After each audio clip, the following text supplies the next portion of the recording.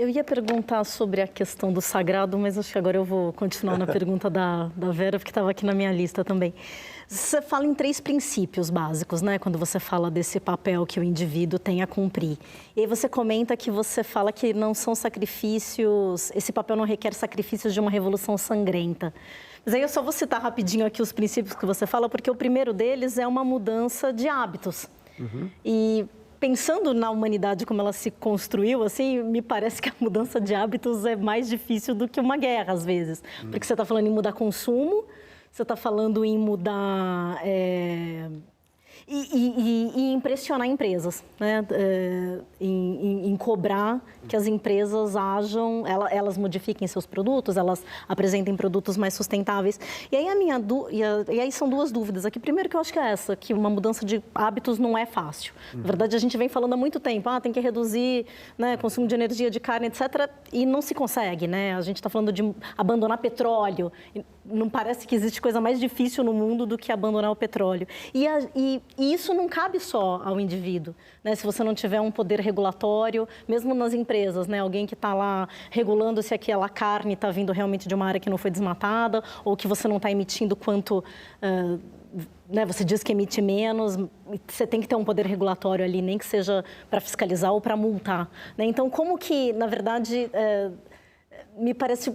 Eu achei, me soou um pouco ingênuo, assim, achar que as pessoas vão conseguir isso sem vir esse poder regulatório, sem vir de um governo tomando uma decisão como essa. Pois é, né? Porque a gente está sempre acostumado a ter o paizão que diz o que a gente tem que fazer, né? Aquela coisa do controle, né? Do Estado, da religião, etc. E eu acho que aqui, nesse momento, a gente tem que começar a pensar como indivíduos, porque o que o governo faz ou não faz com relação ao planeta vai afetar todo mundo da mesma forma, né?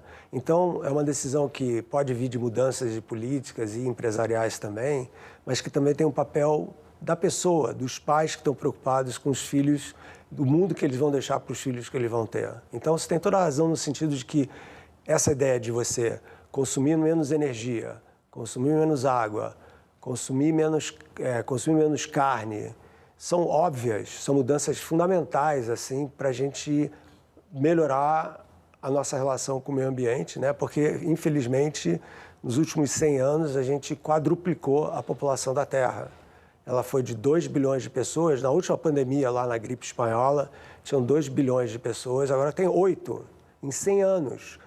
A ciência não vai resolver todos esses problemas, entendeu? Essa ideia do triunfalismo científico, de que a gente sempre vai arrumar um jeito de resolver os problemas que a própria ciência cria. Aliás, só tem 8 bilhões de pessoas por causa da ciência. Né? Só tem 8 bilhões. Pois é, essa é a verdade. Então a ideia de que, não, a gente vai sequestrar carbono, né? A gente vai resolver esse tipo de solução tarde demais. Vai ajudar? Sim, vai ajudar. É importante? Claro que é importante. Painéis solares, energia eólica, etc. Mas o que eu quero fazer é uma mobilização que vem de baixo para cima também, né? Porque é muito fácil criticar, né? Dizer, não tem jeito, né? Os governos são corruptos, é tudo uma questão de o capitalismo é que move o mundo, tudo isso é verdade, óbvio, né? Mas o problema é que a crença de que a ciência vai resolver os nossos problemas, que a gente vai sempre conseguir novas tecnologias que vão nos deixar continuar fazendo do jeito que a gente sempre fez. Não está dando certo, né? Obviamente não está dando certo. Então, alguma coisa tem que mudar, né? Então, por exemplo, não é só a questão governamental, mas a questão do poder das empresas, para mim, é absolutamente fundamental. E aí eu acho que a gente está vendo mudanças. Eu estou muito, nos últimos 3 anos, eu tenho começado a me envolver muito com a questão da governança empresarial e falando com vários CEOs, tanto nos Estados Unidos quanto aqui no Brasil, sobre o que seria uma liderança alinhada para os valores do século XXI, que não são mais os valores do século XX.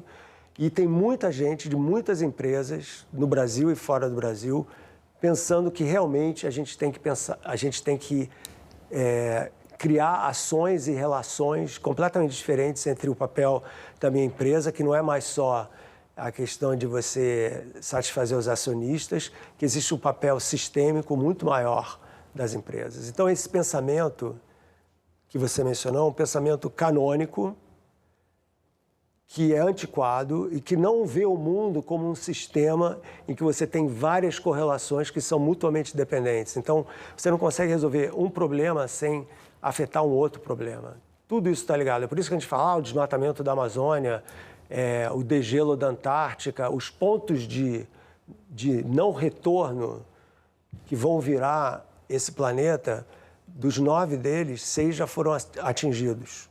Né? Então, a gente ficar esperando que a ONU ONU não, coitada, que os países se organizem para poder diminuir o consumo de energia, que é uma coisa que está acontecendo de uma forma muito mais lenta do que deveria, não está dando certo.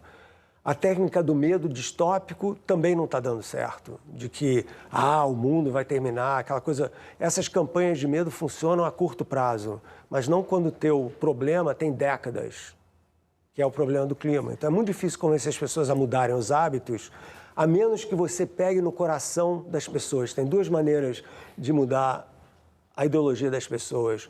Uma é no coração e a outra na carteira. Né? Na carteira, obviamente, quando as coisas ficarem mais baratas, as energias alternativas ficarem mais baratas, já estão ficando. E no coração é você contar uma história em que cada um de nós tem um papel de guerreiro nessa revolução, que é salvar o nosso projeto de civilização.